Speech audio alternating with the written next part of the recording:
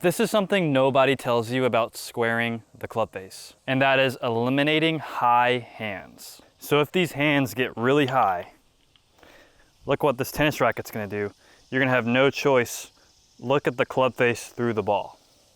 But watch what happens if I get the club, not here, just a little bit lower down here. Look how squaring the club face is gonna be. See how much less rotation this is than that. So we need to eliminate the really high hands, and that's what we're gonna do in this video. A lot of the time, high hands cause an open club face, but it can also cause a hook because the club's getting behind you, and so you're gonna square it and then you can overturn the ball. So all these problems can happen. So the problem comes into play when you twist in the backswing.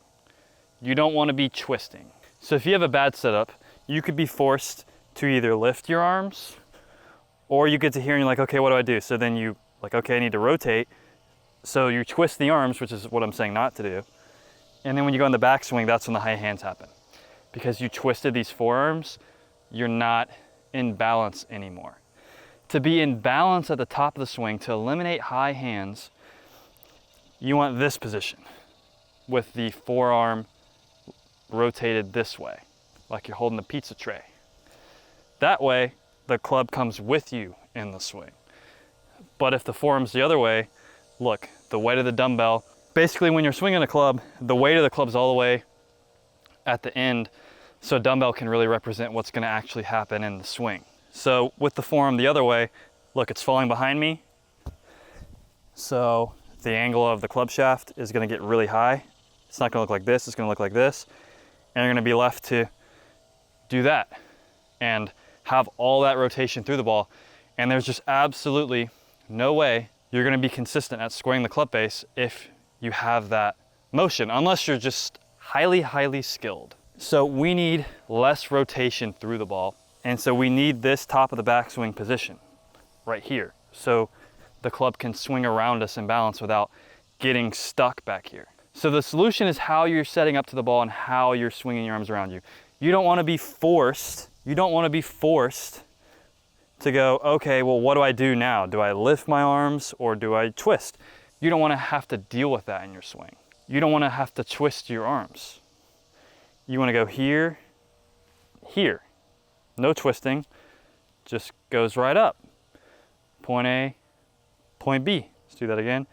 Point A, point B. So the key to fixing your open club face is getting to a good top of the backswing position where you can swing the club around you. But if you don't set up in the way that lets you get to that position, then you're gonna have high hands. So the solution is you already need to be set up with the upper part of your arm tucked in, but the forearm rotated over. You just set up there.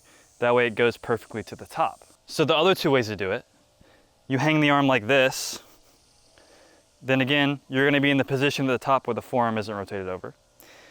And then the other way to do it